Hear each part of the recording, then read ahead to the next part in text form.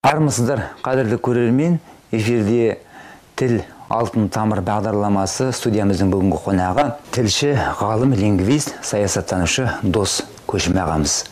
Дос аға біздің өңірге келіп, ауыл, аудандарды аралап, жалпы тіл мәселесімен жүрсіз ғой. Осы орайда айтатын мәселе көп.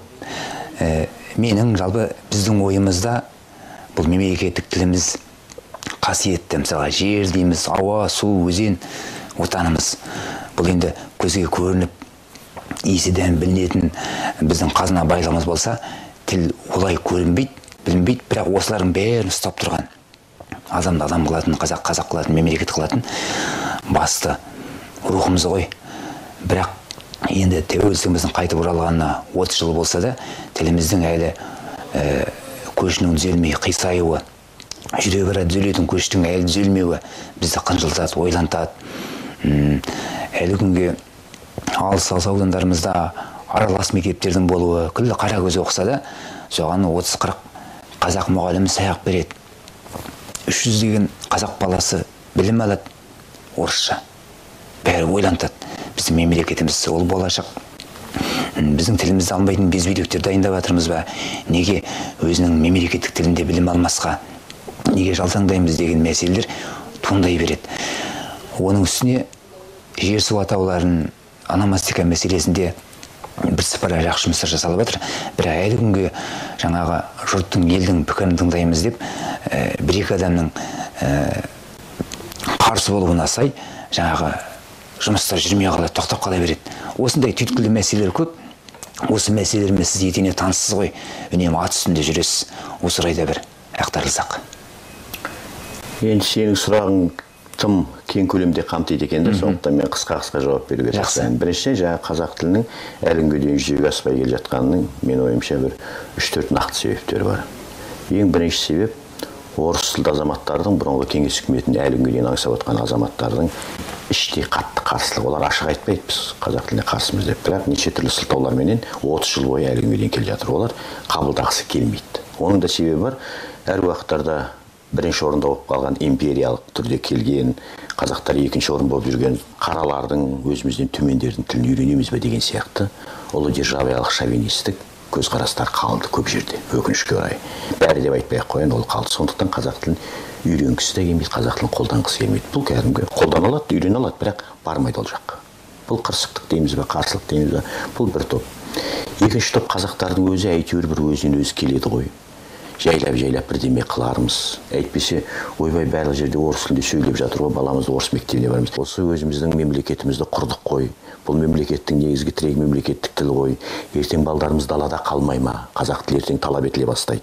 Біздің конституция бойынша тек президентке түскен адамнан талап етілсе, ертең парламенттен талап етіле бастайды. Одан кейін барып әкімшіліктен, мемлекет қызметкерлерінен сол уақытта біздің баламыз қайда қалады дегенді ойланбайтын, бүгінгі күнін ғана ойлайтын қазақтың азаматтары, жаңағы балдарын орыс мектебіне беретін, солар бар топ. Сондықтан жаңағы орыс тілді азаматтардың да ішінде қарсылық. Қазақ тілді азаматтардың жаңағы не дейміз, бір кежегелерінен кейін тартып, жайбасарлық бау, соларға қосылып кететін қарсылық. Және ең үлкен бұл мемлекеттік билік. Билік қазақша сөйлегісі келмейді, ашықтан ашық. Мен бір сөз айтқан бір жерде, егер ертең қазақ тілі орыс тілінің деңгейіне көтерілсе, мен ас деген жоқпын. Орыс тіл деңгейіне көтерілсе, қазіргі билікте жүрген азаматтардың 80% жұмыссыз қалады. Олардың балдары тек орысша оқитын, 90% жұмыс табылмайды. Олардың немерелері қазіргі Швейцарияда, Англия оқып жатқан 100% жұмыссыз қалады. Сондықтан олар біздің биліктегі орыс тілді өзіміздің азаматтар қолдарына қос ауыз мылтық алып көшеге шығып соғысады. Қазақ тіліне қарсы дедім. Дәл осы менің көзқарасым қалды, себебі билік, мемлекет қызметкерлері жұмыс істемей тұр. Тоқаевтың айтқан сөзі бар ғой, келгеннен кейін президенттікке.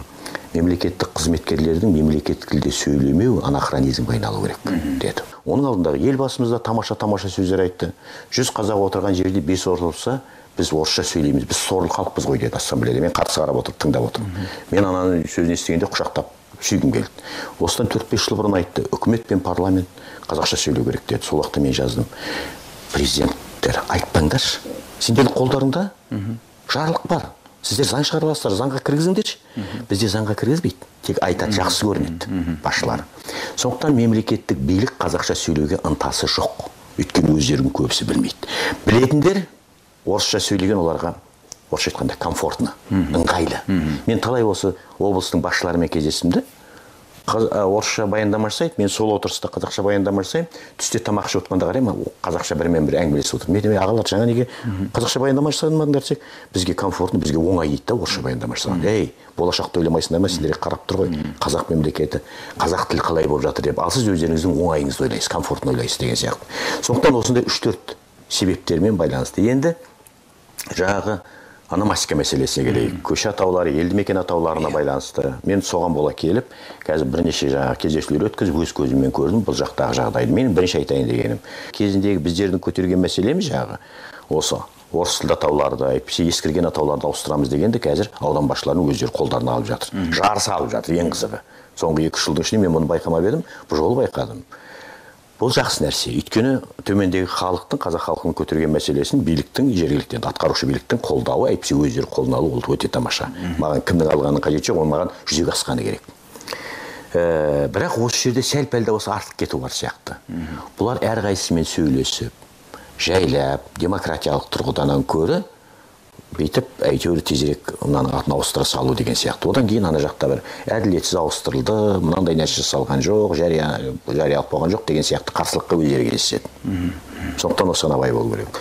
Үшіншіден байқағаным жаңағы мен айтқандай бұрынғы ұлы орыс шовинистік көзқараста қалғандар өте көп екен. Әсіресе орыс тілді және оның ішінде орыс танып кеткен қазақтар алдыңғы шепте тұрды. Олар айтпайды, біз орыс болып кеттік деп. Біз қазақпыз дейді да, ал қазақ қарсы шықты деген сөз болады сосын. Мына ненің елді мекеннің атын ауыстыруға қазақтар қарсы шығып жатыр деген. Бізде сондайды ғой, өзі қазақ болмаса да, орыс танып кетсе де мен қазақпын дейді. Үшінші байқағаным, ешқандай дәлел көрген жоқпын мен мысалы. Неліктен успенді ауыстырмасқа, неліктен жаңағы пойманы ауыстырмасқа, неге шадыртты ауыстырмасқа деген уақытта тек бір топас қарсылық. Біз ұнатпаймыз, біз бермейміз, біз осатта қаламыз. Сонда патриоттық қайда? Бұл Қазақстан мемлекеті, мен Қазақстанның азаматым демейтім, сендер Қазақстанның азамат деп сендер шықпайсыңдар ма? Иә, мынау бұрынғы қалған совет үкіметі қазір жоқ. Атауымыздан алып тастадық баяғы КССР-дан. Біз қазір мүлдем бөлек мемлекетте, басқа мемлекет, басқа саясат, басқа идеологиясы бар мемлекетте өмір сүреміз. Иә, біз қолдаймыз, неге айтпайсыңдар? Жоқ. Індегі шыққан сияқты көздері жылтырап отырып қарсылық. Енді білем, бұл өздерінің күндерінің өтіп бара жатқанын біліп, бір далбаса қарсылықта, айқайшыл қарсылық. Сол ең болса осын ұстап қалайық деген нәрсе, совет үкіметі қайтып келмейтінін түсініп отыр. Сондықтан осыларменен жұмыс істеудің бір жақсы тәсілдері болу керек. Ең бастысы түсіндіру. Ертең бірдемен өзгерткен уақытта айтамыз, ей, мені келіп түсіндіріп кетті, Алматыдан келіп, мысалы, мен де келіп түсіндіріп кеттім. Осы жерде мен 3-4 осындай үлкен кездесулер өткіздім да. Сол уақытта ең бірінші айтамын, мен сіздерге түсіндіріп жатырмын. Сұрақтарыңыз болса сұрап алыңыздар деген мәселе. Иә, кейбіреулері түсінген шығар, кейбіреулері мен айтқаным түсіне отыр қарсы шығу бар, менің байқайтыным. Түсінеді, иә, 100% түсінеді. Бірақ анау аттан айырылғысы келмейді да. Ал оның неге, не себепті деген дәлелін айта алмайды бейшаралар. Сондықтан осы мәселе әлі бар, бірақ мен байқап отырмын. Батыс Қазақстанда оң өзгеріс бар ономастикадан. Қиратып кетті деп айтпайын, бірақ басқа жаққа қараған уақытта, солтүстік шығыс жақтағы орыс тілді аймақ қараған уақыттарда алға басушылық бар, және оның алдыңғы қатарында жаңағы жергілікті әкімдердің жүргені мені шындығында да қуантты. Енді бір-екі мәселені айтып кетейін осыған байланысты. Бірінші, мен Алматыда жүргенде де естідім, Зачаганскі дегенге қазақ тіліндегі екі атау таласып жатыр. Бөкей, Алашорда деген сияқты. Негізі ең бірінші 2018 мен өзім арасында жүрмін. Арасында жаңа жүргенде бірінші 2018-де Алаш атауы берілді. Мына Бөкей ордасының биыл 220 жылы, соның арасында жолай қосылып кетті. Содан екеуі шығып кетті ғой, осы екеуі. Дұрыс қой, былайдан демократия болғаннан кейін әртүрлі не дейді, бастама көтеретін топтарды тыңдау керек, бірнеше ұсынысуіне толық болады да. Әңгіме сол арқылы бірімен-бірі жауласып, бірін-бірі жамандауға кетпеу керек. Жеке азаматтар, соны көтерген адамдарға деген бір жаман көзқарас қалыптастырмау керек. Бұл пікір. Пікіріңді сыйлай білу керек. Демократияның негізгі мәдениеті сенің пікіріңді мен сыйлаймын деп бастайды әңгіме. Ал сенің көтеріп отырған мынауың ақымақтық десең, онда не дейді, келісім де болмайды, жаңағы дөңгелек стол да болмайды. Біреулер менен сұрады. Мен айттым, кешіріңіздер, мен сол жердің адам емеспін. Егер сол жерде елді мекеннің адамы болсам, әйтпесе Оралдың адамы болсам, қатысым бар тікелей, Батыс Қазақстан адамы болсам, мен көзқарасымды айтар едім. Мен ана жерде жүріп, мына жаққа қалай көзқарас айта аламын деп. Бірақ мен бір нәрсені білемін. Есіңізде болса, латын графикасына көшу жөнінен соңғы уақыттарда екі топ әлі ұстасып жатыр. Ерден Қажыбек бастаған топ, ол жерде Әлімхан ағамыз бар, мына жақта Анар Фазылжанова бастаған жаңағы тіл институтының орфографиялық жұмысшы тобы. Мен екеуімен де доспын, екеуімен де сәлеміміз. Олар кейде маған телефон соғады, Досеке, мынаны қалай қолдайсың ба деген сияқты енді жайлап. Мен айтамын, мен фонетика ғалым емеспін, жігіттер. Егер мен фонетика ғалым болсам, көзқарасымды айтар едім. Иә, мен қазақ тілінің маманы, бірақ фонетика емеспін. Сендер шешулерің керек деймін. Бірақ бұлар текетіреспен өмір бойы тұра береді сияқты. Қазір 4-ші жылға кетті. Әліпбиімізді әлі қойған жоқпыз. Енді бұл жерде жаңағы Зачаганский деген сияқты. Бұл жерде келісім комиссиясы деген болады парламентте. Кез келген мәселеден шығатын жолы келісімнің технологиясы болады. Сен бір қадам артқа жылжы, мен бір қадам артқа жылжимын.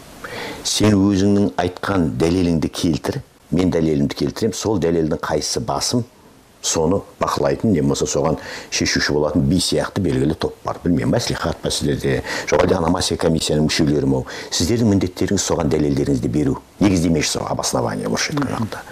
Сол арқылы келісімге келесін, бірақ айтасыңдар, егер аналар жеңіп шықса, мен ешқандай қарсылығым жоқ. Маған рұқсат беріңдер, мүмкіндік беріңдер, дәлелдеп шықтық. Ал біз оның бәрін қоғамдық деңгейге шығарамыз. Телефонға шығарамыз. Сонымен менің қорқатыным осының аяқ жағы белгілі топтардың арасындағы жек көрушілік біріне бір деген жамандау мәселесі келіп қалады. Бұл ең жаман нәрсе. Қалам айту керек, менікі өтпей қалды, өкінішке орай. Иә, бірақ соның жолының бәрін ашып берді, жария түрде жүргіздік, дәлелімізге рұқсат берді, мынау газеттен бізге бөлім берді, дәл анаған берілген материал беретін жерге дәл маған да берді, телевизордан анаған 10 минут берсе маған да берді. Қысқасы бәрін жасадық. Сол арқылы жаңағы аномасия комиссиясы мынаны қолдады. Я, мен іштей өкінгенмен, мынаған басым дейім де керек та. Осындай мәдениетті саясат мәдениетте. Саясат мәдениет жоқ жерде жұрт күлетін болып мына. Қараңдар, демек олар айтады, Алашорда дегенде, Бөкей дегенде дұрыс емес екен. Өйткені бүкіл халық қолдаған жоқ, өздері бөлініп жатыр. Дәл осындай Павлодарда мен бір рет дөңгелек стол өткізген уақытта біреу шығады да Ертіс деген ат берейік Павлодарға, біреу шығады да Кереку деген ат берейік, біреу шығады Ташкенттің атын берейік. Мен айтамын, азаматтар, біз бұл жерде Павлодарға қандай ат беру үшін келген жоқпыз. Павлодардың атын алып тастау мәселесімен келдік. Қандай ат берсеңдер маған бәрібір. Сендер анау атты алыңдар да қазақтың атын беріңдерші, кезіндегі тарихи атауын тауып алыңдаршы деген мәселені. Жоқ, әркім өздікін қорғайды да, кейін мақтанау үшін ау деймін, міне мен берген атым өтті деп. Бұл қазақи бір ең бір жаман әдеттің біреуі. Негізгі мақсатты түсінбеу. Сондықтан Зачаганскийдің негізгі мақсаты, менің өз ойымша, мынаның атын бұл жасандатып қойды, кейін келіп қойған Зачаган чаған ар жағындағы деп. Соған сол жердегі қазақтың атын беру. Енді менің ойымша кейде осы екі аттың екеуін де алып тастап, топонимиканы беру керек. Қазір негізгі мәселе ғасырлар бойы келе жатқан Ақтау ма, Сайқұдық бау, Қосағаш бау, сол жердегі халықтың аты болу керек. Егер соны халықтың аты болса беру керек. Себебі ертең идеология өзгерген уақытта ол бәрі өзгереді. Тосаға тарихтың өзінен белгілі адам атымен байланысты нәрсе, қала атауы, кент атауы ол ұзаққа бармайды ғой. Иә, мәңгілік бола бермейді. Себебі кез келген мәселенің идеологиялық бір не дейміз, негізі түпнұсқасы өзегі болады. Ал идеология өзгерген уақытта білесің, тарихтың өзі идеологияның қолбаласы ғой. Кеше Алашордадан жамандап жазған ғалымдар 92 жылдан бастап Алашорданы мақтап жаза бастады. Бұл енді 200-лікте мен тым қаттырақ айтатын шығармын, 200-лік. Енді тағы бір мәселені мен байқадым. Мынау оңтүстікте неге кезінде біздің президентіміз мораторий жариялады. Жаңағы көшенің аттары ауыса бастағанда, елді мекеннің аты ауыса бастағанда. Оңтүстік жақта, енді мен өзім оңтүстік адамым ғой. Кейбір жерлерде өздерінің ата-бабаларының аттарын қоя бастады. 20 жыл райком болған, аткомды басқарған адамдардың аттарын қоя бастады. Енді бұл мақтаныш, бұл бәсеке болып барды. Сол уақыттарда президент не қойды, моратория қойды, ол ұзақ жылға созылып кетті, 16 жылғана тоқтатылды. Мен мына жерде байқап жатырмын, сіздерде социалистік еңбек ерлері бұрынғы болған, сосын бұрын облыс басқарған адамдар, район басқарған адамдарды қайталап дәріптеу басталды. Кешіріңіздер, олар сол уақытта сол қызмет үшін ақша алды, ол қызметті жалақы алып солай болып істеу керек. Иә, жақсы істегендеріне рахмет, бірақ жақсы істеу міндеті ғой. Аналар жаман істеді, сен одан гөрі жақсы істедің деп оны құрметтеу менің ойымша тым ашық. Екіншіден, бұл десоветизация деген сөз бар. Советтік кезіндегі белгілердің бәрін жою. Жоқтан социалистік еңбек ерлеріне сол уақытта құрмет көрсетілді, олардың істеген ісін мен де құрметтеймін, еңбектің алдында болып тағы жасады. Бірақ ол социализмнің заманы қазір өтті. Бізде қазір бұрынғы қазақ советтік социалистік деген сөз бар, ол жоқ қой, советтік жоқ, социалистік жоқ. Сондықтан қазіргі кездердегі сол жердегі тарихи тұлғалар. Әңгіме сол жерде қоғамға өзінің қызметі жолмен емес, одан бөлек жасаған жаңағы не дейміз, мүмкін бұл творчестволық бағыты шығар, мүмкін бұл жаңағы саяси бағыты шығар, қоғамдық деңгейде шығар жасаған ерекше бір қызмет үшін. Тәшенов мысалы 6 облыста алып қалды деп құрметтейміз. Тәшенов жаңағы сол менің бастығы болған үшін құрметтемейді халық. Ол жерде талай адамдар болды. Неге оның аттары қоймайды деген сияқты. Сондықтан мен кейде қараймын, Батыс Қазақстанда да осы жаңағы советтік үкімет кезіндегі атақ даңқ алғандарға бір құрметтеп көшенің атын беру басталған сияқты. Мен тек бір нәрсені мойындаймын. Ұлы отан соғысы кезіндегі ерлік жасағандар, бұлар отанын қорғады. Сол уақыттағы біздің отанымыз совет үкіметі болды. Біз ол жақта бөлінбейміз ғой, біз ол жақта бір СССРмыз. Сондықтан ұлы отан соғысын мойындауымыз керек, оларды құрметтеуіміз керек жасағандарын. Ал кейіннен социалистік еңбек ері Ленин ордында Шопан анау-мынау дегендердің аяқ жағында не жатқанын біз де білеміз. Бұл да бір идеология болды. Жұмыс істету идеологиясы халықты, керек десеңіздер, мынау комсомол жастар бригадасын құрып, талай қазақ бейшаралар жігіттері қой бағып кетті ғой жаңағы. 2 жыл, 3 жыл жұмыс істейсіңдер, трактор айдайсыңдар, Кәмшат Дөненбаева сияқты боласыңдар деп. Бұл да бір идеологиялық тұрғыда. Сондықтан олар сол кезде құрметті көрді, мүмкіндіктерін пайдаланды деген сияқты да. Сондықтан мынау бағасын алды. Әңгіме ол кей-кез ойлайсың, енді социалист еңбегі, осы Қазақстанға бір деңгейде еңбексің дейді. Бірақ ол сол арқылы советтік идеологияның бір ұстап тұрған нәрсесі сияқты болды да маған сөз. Социалистік еңбек ері болған. Сосын екіншіден менің қатты ренжитінім жаңағы бұрын обком, райком болған адамдарды бір ерекше еңбек еткендей құрметтейді. Соларды әкеліп тәуелсіз елдің келбетіне әкеліп. Жаңа идеологиямыз біздің бар. Жаңа саясат. Ұрпақ нені айырады? Айырылмай қалады. Айырылмай қалады да, совет үкіметі деген тамаша екен ғой деген нәрсе келеді да. Қайталап келіп. Сондықтан көптеген елдерде тәуелсіздік алысыменен десоветизация деген бағдарлама қабылданды. Десоветизация деген совет үкіметі кезіндегі белгілердің бәрін алып тастау, ескерткіштердің бәрін алып тастады. Мысалы, Грузияда бірде-бір ескерткіш жоқ. Бізде жүрсең Лениннің ескерткіші де тұрады, әр жерде Кировтың ескерткіші де тұрады, тағы басқа. Оның себебі де бар. Себебі біздің мемлекетіміз тәуелсіздігін қайтып алғанда, сен өте дұрыс айттың, кейбіреулер тәуелсіздікті алды дейді. Біз қайтып алдық тәуелсіздігімізді. Онымен тәуелсіздік емес, азаттық деген сөз бұл келеді. Өйткені біз азаттық алдық, қайталап қыспаққа түсіп отырған. Біз сол азаттық алғаннан кейін біздің билікке сол коммунистік партияның адамдары қайтып келді. Солай. Сол Москваға қызмет еткен, тоталитарлық режимді орнатқан, соның жауынгерлері болған адамдар қайталап келді. Өте қызық нәрсе. Тәуелсіз Қазақстанның басшылығына сол Қазақстанның тәуелсіздігі үшін күрескен бірде-бір адам келген жоқ.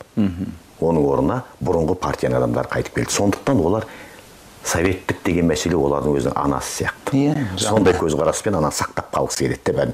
Бірақ бұның бәрі табиғи түрде келе жатыр. Мысалы, жаңа көшенің атын ауыстыру, бұл табиғи түрде. Бұны жоғарыдан бұйрық бермесе де, халық қарайды, мынау көшенің аты Микоян екен. Микоян деген кім? Не істеді? Әйтпесе мына көшенің аты Сталин. Сталин деген кім? Не үшін құрметтейміз? Ертең біз балдарымызды, көшенің аты идеология. Біз балдарымызды мынандай деген көшеде тұрасың, Павлик Морозов, бұл Павлик Морозов әкесін ұстап берген адам деп балаңды оқытасың ба, тәрбиелейсің ба? Бұл қазаққа не істеді дейді ғой, балаң айтады ғой. Бізге елімізге не істеді? Қаяқтағы бір жақтың аты. Осындай мәселелер келген уақыттарда советтік дәуірдегі басшылар әлі күнге дейін советтік психологиямен жүр. Мен ең жаманы. Осы өзгеру керек. Бізде мен өзім Мономасел комиссиядан жүзінде болам. Бір жылдар шығып кеттім. Жұмысқа байланысты. Сонда байқаған тың игеруге байланысты болмаса Комсомол атындағы, Ленин атындағы көшелер бар әлі. Сонда жаңағы пікір қайшылығына келесің. Мономасел комиссияда отырып, оны сен шеше алмайсың. Бірақ бұл айта алмайсың. Не мақұлдау керек, не қайтар жерім керек. Болды. Сондай нәрселер, сіз айтқандай, әлі тұр. Оны ұстап отырған жаңағыдай басшылықтар, яғни бір соңғы тұяқ серпулері ме, бірақ оларда төменде халық, сіз айтқандай, немересін жетектеген, жиенін жетектеген ата-әжелеріміз, ата-аналар оған қарсы іштей. Кейбіреулер енді мойындаған бар, жаңа Ленин деген көшені көрдім. Жан-жағына ой өрнек салып, тәуелсіздіктің жаңа көшеткізіп бояп қойыпты.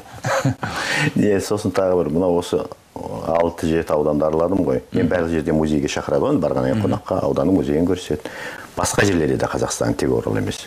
Сонда айтып кеттім бір жерде. Мен музейге келем, музей баяғы совет үкіметі кезіндегі музей. Тек қана қосылғандар алашордашылықтар осылған. Басқасының бәрі сол. Жәдігер баяғы. Бәрі жәдігер, баяғы тарихи бөлімдерінің бәрі бұрынғы совет үкіметі. Мен айтам, біз жаңа мемлекет құрдық, идеологиямыз жаңа, саясатымыз жаңа. Ал музей бұл мүлде мүмкін емес деймін. Желтоқсанның адамдары жоқ па ауданда? Бір адам жоқ па желтоқсанға шыққан, соған бұрыш қайда? желтоқсанға кезінде Назарбаев ескерткіш ашты. Халық қаһарманы деген ат берді жаңа Қайрат Рысбеков. Қайда? Бұл идеология. Қайда десем айтады, бізге ондай бұйрық берген жоқ. Көрдіңіз бе? Сосын айтамын, азат қозғалысы бар ма осы жерде? Азат қозғалысында тәуелсіздік алу кезіндегі негізгі құрылымдық деңгейдегі көшеге шыққан, ұран көтерген, халықты біріктірген азат болды. Азат тарих қой. Сол бар ма осы жерде? Ауданда азаттың басшылары бар ма десек? Мен таңғаламын, сонда міне идеология жоқ деген уақытта біреу айтады, қойшы айта бермейсіз дейді. Шынында бұл идеологияның жоқтығының нақты белгісі, куәсі, дәлелі. Тек қана бір неде Ұлытауға барған уақыттарда біз нені көрдік? Жаңағы желтоқсанның адамдарының музейде тұр адамдар. Қандай мақтаныш, жаңағы адам әлі тірі ғой. Міне біз сол уақытта тоталитаризмге қарсы шығып едік дегенді айтады да. Себебі ол жерде Берік Әбдіғали ағамыз әкім болды. Ол аналардың ескерткішіне шейін тұрғызған. Ал оны тарихтан жоғалтқысы келеді. Білмеймін, енді бұл арнайы жасалды ма, жоқ әлде бойкүйездігіміз бе, көңіл аудармағандығымыз ба, менің ойымша, бұл да үлкен қателік. Мен де бұны әдейі айтып кетейін деп отырмын, осы пайдаланып отырмын. Бұл арада бір адам факторы, адамның бір қолтаңбасы тұратын сияқты. Жаңағылар музейдегілер жоғарыдан бұйрық келген жоқ деп бұйрық күтеді. Негізі бұйрықтың қажеті жоқ. Жергілікті тарих қой бұл. Өйткені жергілікті сол ауданның тарихы. Сол ауданда тәуелсіздік үшін күрескен адам болса, ол неліктен жоғарыдан бұйрық күту керек. Оның неге, мысалы 3 адам болды дейік, желтоқсан қатысқан, біреу сотталды дейік. Сол үшеуін қойыңдар. Желтоқсан туралы жаңағы музейге келген адамдар біз, міне біздің ауданында осындай жаңағы желтоқсан оқиғасына қатысқан адам бар екен, желтоқсан көтерілісінің бір басшысы бар екен деген уақытта олар қарамайды ғой, тың игеруге келгеннің ішіндегіге олар бірінші қарайтыны тәуелсіздікті кім алып берді бізге? Ағаларымыз бар ма осы ауданның ішінде? Біздің азаматтарымыз деген уақытта қуанып қалады. Азат қозғалысынан бізде міне 2 адам шығыпты, менің атам біреуі. Олар тәуелсіздік үшін. Олар ешкімге қарсы шыққан жоқпыз. Біз тәуелсіздік үшін ғана шықтық. Міне тәуелсіздік үшін шыққан ағамыз бар екен деген нәрсе жоқ. Мүмкін олар қарап отыр. Енді біз жоғарыдан төмен қарап бағынышты ғой, вертикальный. Сондықтан мүмкін олар президент аппаратындағы идеологиялық жұмыстың басшылығына қарайды. Облыс соған қарайды, район облысқа қарайды деген сияқты ғой. Сондықтан осы бірімізді біріміз қарап отырамыз да, бірдеме жазсақ, бірдеме бүлінеді. Түк бүлінбейді, жаңағыны қойсаң. Еш нәрсе бүлінбейді. Ұлытауда еш нәрсе бүлінген жоқ. Тек қайда халықта патриоттық сезім болады. Ұлттық бір сезім оянады. Сол ұлттық сезім оянып көтерілсе, ол жерде еңбекте жақсы жүреді, жұмыста жақсы. Мемлекетке деген көзқарас өзгереді. Қазір мемлекетке деген сенімсіздік көп, оны мойындайық. Ана жерде мемлекеттің міне саясаты осы екен. Біздің баяғы айтқан саясатымызды мемлекетке өйткені жаңа сіз айтқандай, ол жаңа музейіне келген қойнан алып барсын, өзі барып кірсін, арасында жылына бір рет дегендей. Бірақ топ етіп 70 жыл бұрынғы тарихқа түсіп кететін болса, оның ештеңесі бір жылды еткен сезім жоқ қой. Сезім жоқ. Біз жаңа мемлекет құрдық деген сезім болмайды ғой. Өйткені ананың бәрі сол. Бұл мен сізге айтайын, енді білмеймін, енді 100-деген музейде болған шығар мен. Бәрі сол айтасыз. Аудандағы. Бәрі сол. Тек жаңа Ұлытауда ғана мен көрдім. Желтоқсандықтарды қойып қойғандарына риза болдым, сосын жазып кеттік. Бұл орайда біз тыңдап отырған біздің музей қызметкерлері болсын, осы салаға қатысты адамдар бір ой түрткі. Міндетті түрде. Ой түрткі ғой, бұның бәрі ой түрткі. Енді бұл әңгіме біздің айтқандарымыз жүзеге ассын, аспасын емес. Адам әр уақыттарда ойлану керек та. Егер сен сол қызметте отырсың ба, бұл мемлекеттік қызметте ма, мемлекеттің идеологиясы қазір қай жаққа бар жатыр? Соңғы уақыттарда президенттің сөздері қай жаққа бар жатыр? Төменнен соның бәрін қозғамаса, президент ештеңе істей алмайды. Ойлайды, халықтың бәрі осылай отыра береді екен ғой, жаңа орыстық бағытта деп. Енді сөздің түйінінде дізгін тартар тұста енді жаңа қайтып оралған азаттық тәуелсіздігіміздің 30 жыл дейміз. Шынында да қазақ болғалы өмір бойы біреудің боданы болған жоқ. Ол аспан асты жер үсті азат болды. Және сол бодан болған кездің өздерінде де қазақ рухын берген жоқ, намысын таптатқан жоқ. Біз өзіміз сақтай білдік, тілімізді сақтай білдік.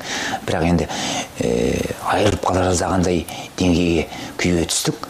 Бірақ шүкір, сізден біз бүгін осындай әңгіме айтып отырмыз. Бұл да осының көрінісі. Енді дізгін тартар тұста қандай ой айтқан болар едіңіз? Әрбір қазақ, әрбір отандасымыз өзі қайтпек керек. Өзі осындай кезде қалай үлес қоспақ керек. Көбіне ойлайды бір мүдделі топтар осылай жасау керек. Жоқ, бұл нәрсеге көше сыпырушыда, зейнеткерде, тәрбиешіде, балабақшада бәрі еңбек ету керек деп ойлаймын. Жақсы да, былай мынау мұсылманның 5 парызы бар ғой, білесің. Менің ойымша қазақтың да 5 парызы бар сияқты. Мен өзімше айтып берген ол парызды. мен нақты практикалық мәселені жүзеге асқан жақсы көремін да, құрайшы идеологиялық емес. Бірінші, ОФ, ОВА, ЕВА деген жасанды түрде енген, қазақтың тіл заңында жоқ, тілдік нормативте жоқ, қосымшадан құтылу керек барлық. Мен қазақпын. Саналы түрде құтылу керек. Өйткені қазір оңай. Қазір оңай. Тәуелсіздікті алдық 96 жылдың 2 сәуірінде президент Назарбаев қалай ОФ-ті алып тастаған уақыттардағының бәрін жазып берді, оңайлатылған. Ол жарлық бар. Бұл бірінші парыз қазақтың. Екінші парызы, балаңды қазақ балабақшасына, қазақ мектебіне беру сенің парызың. Жаңағы ораза намаз сияқты. Кешірім сұраймын, мен дінменен байланыстырған. Парыз деген сөзді айтып отырмын ғой.